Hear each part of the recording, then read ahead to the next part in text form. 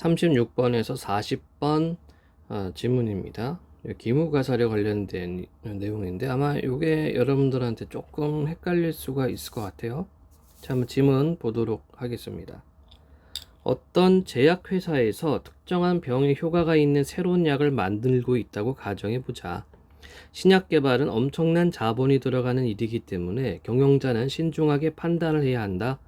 경영자는 신약이 효과가 있다는 것을 확인하기 위해 가설 검증의 방법을 사용할 수 있다. 가설 검증은 모순된 관계에 있는 두 개의 가설을 세우고 실험을 통해 얻은 통계 자료로 가설의 참 또는 거짓을 판단하는 것이다. 저게 가설 검증의 개념 나와 있죠. 자, 그 모순된 관계니까 앞에 있는 내용과 뒤에 있는 내용이 서로 상반되거나 또는 두 개가 동시에 있으면 안 되는 그런 관계란 얘기예요.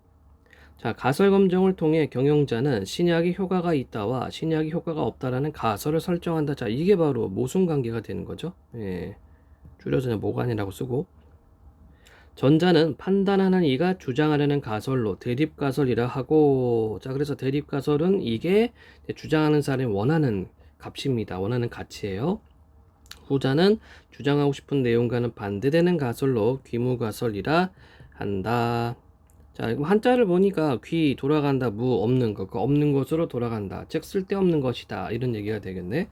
자, 그래서 첫 번째 단락에서는 가설 검증에 대한 개념과 그리고 그것에 대한 어떤 설명이 나와 있네요. 자, 그러면 먼저 A 부분 모순된 관계 이렇게 되어 있죠. 요거 한번 풀이를 들어가 봅시다. 예, 40번 문제. 문맥상 A, E와 바꿔쓰기 적절하지 않은 것은, 자, 1번 동시에 참이 되거나 동시에 거짓이 될 수 없는. 자, 아까 뭐라고 얘기를 했어요? 모순 관계라는 것은 두 개가 다 성립하면 안 된다고 얘기를 했죠. 그래서 동시에 참이 되거나 동시에 거짓이 될 수 없다. 예, 이렇게 바꿔서 쓸 수가 있겠습니다. 자, 다시 질문. 신약이 효과가 있다라는 대립 가설을 입증하기 위해서는 특정 질병을 겪고 있는 모든 환자에게 신약을 투약해 보면 된다. 하지만 전체를 대상으로 실험하는 것은 현실적으로 불가능하기 때문에 대립 가설을 기준으로 가설 검증을 하지는 않는다. 대신 그렇죠. 여기 잠깐 끊고 들어가면은 모든 대상을 통해서 실험하면은 그 돈이 또 얼마야. 그렇죠. 돈도 얼마고 또 기간도 많이 걸릴 겁니다. 그래서 대립가설을 기준으로는 가설 검증하지 않는다.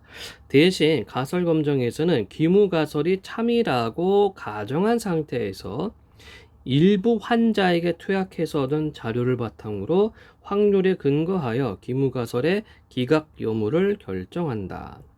신약이 효과가 없다라는 귀무가설 아래에서 투약하였는데 관찰한 결과 병이 호전된 경우가 많았다고 하자. 자, 이것도 문맥 의미 파악해 볼까요? 병이 호전된 경우. 호전된다는 것은 좋아졌다는 얘기죠. 즉, 40번의 2번을 보니까 기무가설과 어긋난 경우. 좋습니다.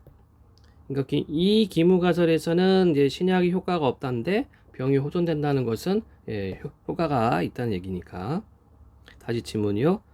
이는 신약이 효과가 없다가 타당하지 않은 것이므로 경영자는 기무가설을 버리고 대립가설을 채택하면 된다. 자, 기무가설을 버리다. 40의 3번. 신약이 효과가 없다라는 가설을 기각하고. 좋습니다. 다시 질문. 어디 보자. 어디. 네, 좋습니다. 어디까지 갔지? 네, 한편 신약이 효과가 없다라는 기무가설 아래에서 투약하였고 관찰 결과 벽이 낫지 않은 경우가 더 많았다고 하자. 이때는 기무가설을 버릴 수 없다. 이처럼 가설 검증은 기무가설을 기각한다 또는 기무가설을 기각하지 못한다라는 의사결정을 중심으로 대립가설의 채택 여부가 결정된다. 자, 그래서 이 단락에서는 가설 검증의 예시가 드러나 있네요. 가설 검증의 예시. 다시 한번 정리하자면 대립가설을 검증하기에는 굉장히 좀 시간도 많이 들고 비용도 많이 들 거예요. 그래서 귀무가설을 참으로 설정하고 그 다음에 이제 검증을 한다는 얘기죠. 그래서 귀무가설을 기각하게 되면은 기각할 수 있으면은 대립가설을 채택하면 되고 만약 기각이 안 되면은 어떤 뭐랄까 신약 효과, 신약을 개발하는 것을 중단하면 되고 그렇게 생각하면은 쉬울 것 같습니다. 자, 다음 단락이고요. 경영자가 의사결정을 하는 과정에서는 두 가지 오류가 발생할 수 있다. 기무가설이 참인데도 불구하고 귀무가설을 기각하는 결정을 내린 것을 일종 오류라고 한다. 오호. 일종 오류. 그러니까 다시 정리하자면 뭡니까? 그러니까 예를 들어서 밑에 예시가 있지만 예를 들어서 뭐 신약 효과가 없다가 참이 됐어요. 그럼에도 불구하고 신약을 만들어. 이게 이제 일종 오류란 얘기입니다. 앞선 예에서 실제로는 약효가 없는데도 약효가 있다고 판단하는 것이다. 그리고 기무가설이 참이 아닌데 기무가설을 기각하지 못한 결정을 이종 오류라고 한다. 자, 실제로는 약효가 있지만 약효가 없다고 판단하는 것이다. 이러한 오류는 판결에서도 나타날 수 있다. 증거에 의해 피고인은 유죄이다 라는 대립가설에 채택되기 전까지는 피고인은 무죄다 라고 가정한다. 자, 우리가 이거를 보통 이제 무죄 추정의 원칙이라고 얘기를 하죠. 그러니까 이제 법원에서 판사들이 그 법에 이렇게 제시되어 있는 것처럼 뭐 증거가 밝혀지기 전까지는 피고인은 무죄다. 이것도 이제 가설 검증에선 귀무가설에 해당한다는 얘기예요.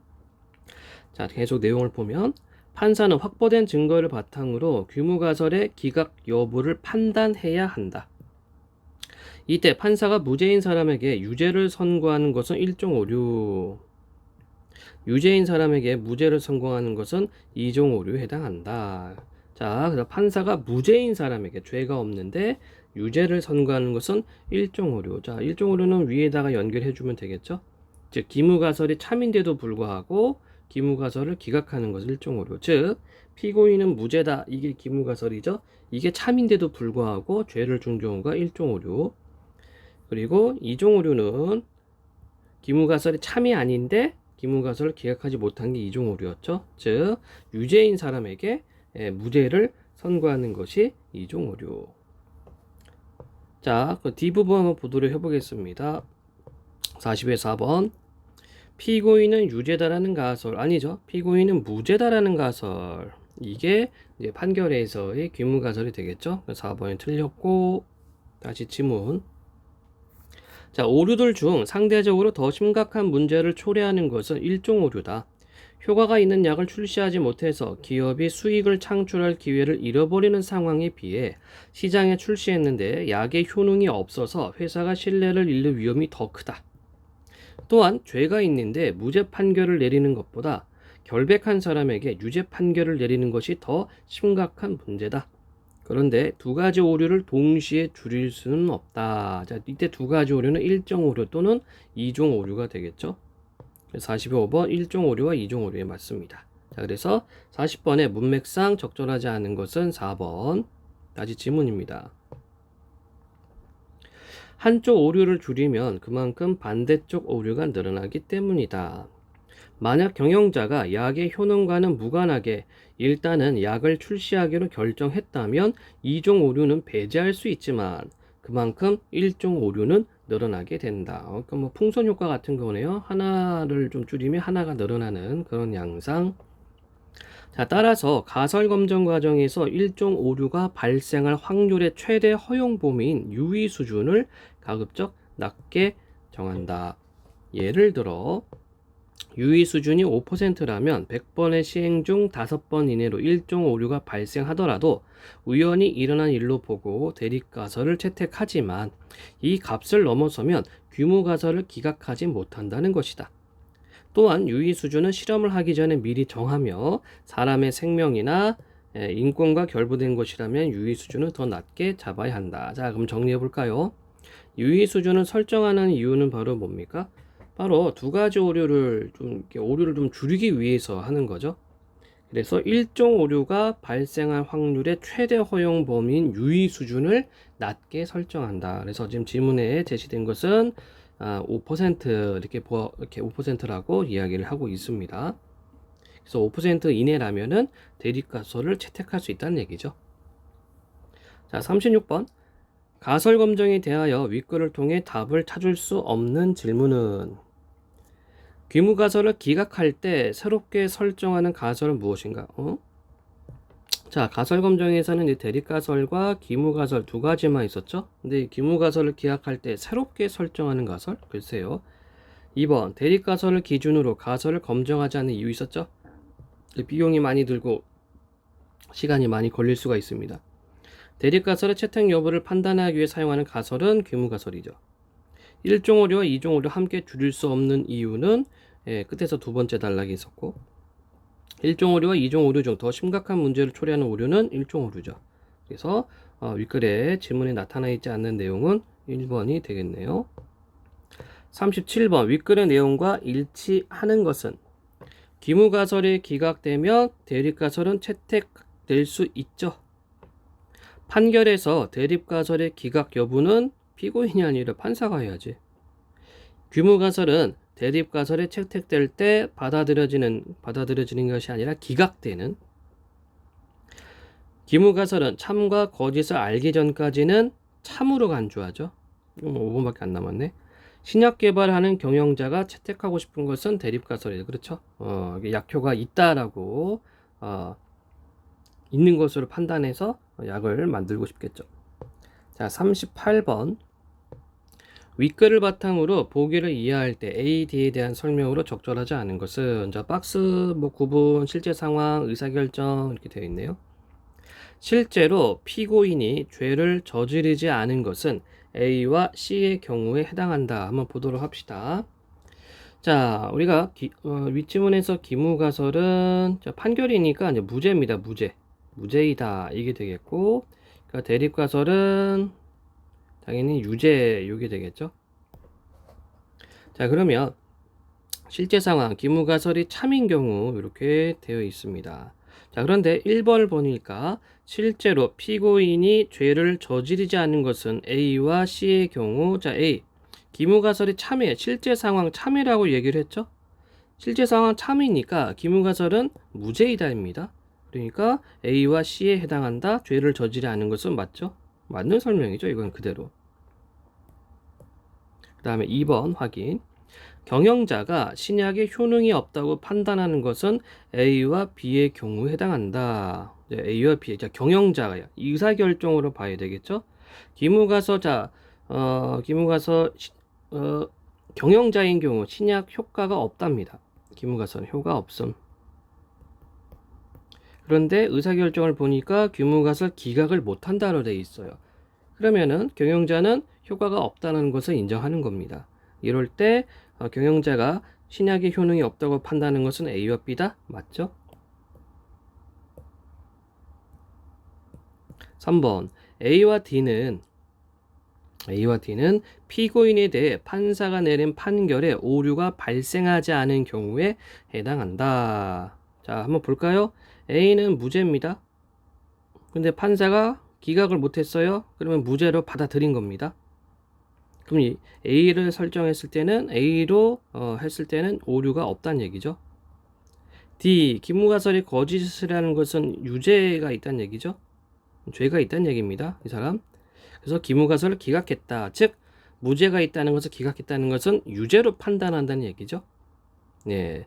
그래서 D로 판단을 내리면은 오류가 발생하지 않은 경우 맞습니다. 조금 복잡하죠, 여러분들? 근데 복잡할 게 없고 그냥 설명 그대로 연결을 해서 좀 매칭만 잘 해주면 돼요. 말뜻만 잘 보면 되고. 일단 4번 법원이 B를 줄이면 실제로 죄를 저지른 피고인을 무죄로 판결해서 사회로 돌려보내는 수가 늘어난다. 자, 그럼 기무가설이 거짓입니다. 즉 실제 상황은 무죄야. 무죄인데 기각하지를 못했어요. 미안합니다. 다시. 실제 상황은 기무가설은 거짓입니다. 그럼 이 말은 뭡니까? 유죄란 얘기죠. 그런데 기무가설을 기각 못해. 기무가설은 무죄죠. 즉 B로 판결했다는 것은 유죄인 사람을 무죄로 풀어줬다는 얘기입니다. 그래서 법원이 B를 줄이면 실제로 죄를 저지른 피고인을 무죄로 판결해서 사회로 돌려보낸 수가 늘어난다. 자, B를 줄이는 것이 아니라 B를 늘리면이 되겠죠. 늘리면. 그렇죠? 다시 한번요. 만약에 판사가 B를 기각하지 못했다 한다면은 이거는 유죄 있는 사람을 무죄로 풀어주는 겁니다. 따라서 이것을 늘리게 되면 죄를 저지른 피고인을 무죄로 판결해서 사회로 돌려보낸 수가 늘어나는 거죠. 그래서 4번은 줄이면 줄어든다라고 가야 돼요. 그래서 4번이 틀렸네요. 그리고 5번도 한번 확인해 보겠습니다. 제약회사가 C를 줄이려는 이유는 약의 효능이 없어 시장에서 신뢰를 잃는 상황을 심각하게 생각하기 때문이다. 자, 기무가설이 참이다. 그러니까 효과가 없다는 얘기죠. 효과가 없다. 그래서 의사결정, 기무가설을 기각한다 이건데 이거를 줄이는 겁니다. 제 효과가 없다는 것을 줄이는 거예요. 이것은 약의 효능이 없어 시장에서 신뢰를 잃는 상황을 심각하게 생각한다. 맞는 설명이죠. 그래서 적절하지 않은 것은 4번입니다. 38번 문제가 조금 복잡할 수 있어요, 여러분들. 자, 그런데 이게 매칭 문제이기 때문에 그 개념들 정확하게 집어넣고 그 다음에 그 개념들 간의 관계를 정리만 해주면 좀 더 쉽게 접근할 수가 있겠습니다. 자, 39번 문제 남았죠. 자, 기억에 대한 설명으로 적절한 것은 기억. 색깔을 좀 달리 할 걸. 항상 이게 지문을 읽다가 보면은 후회를 합니다. 화면으로 보다 보니까 잘 안 보여서 그런 것 같아요. 유의 수준이 있군요. 유의 수준. 자, 유의 수준에 대한 설명으로 적정을 한 것은 자, 1번 인권과 관련된 판단일수록 값을 크게 설정하는 것이 아니라 값을 작게 설정한다. 기무가설이 참일 확률과 거짓일 확률의 차이를 의미한다. 자, 기무가설 참일 확률, 거짓 확률 차이가 아니라 일종 오류가 발생한 확률의 최대 허용 범위라고 얘기를 했죠. 아니고 3번 값을 낮게 정할수록 대립가설을 채택할 확률이 낮아진다. 이게 되겠죠. 그죠? 그러니까 허용 범위입니다. 허용 범위. 그래서 일종 오류가 발생할 확률의 최대 허용 범위이기 때문에 이 값을 낮춰줄수록 대립가설 채택 확률이 낮아지죠. 바로 옆에 있는 부분을 통해서 볼 수가 있죠. 실험이 이루어진 후에 자료를 분석할 때 결정하는 것 아니고 가설을 판단할 때 사용할 자료 개수가 아니죠. 확률입니다. 확률. 예, 그래서 적절한 것은 3번이 되겠습니다. 자, 이렇게 해서 가설 검증에 대한 설명 마치도록 하겠습니다.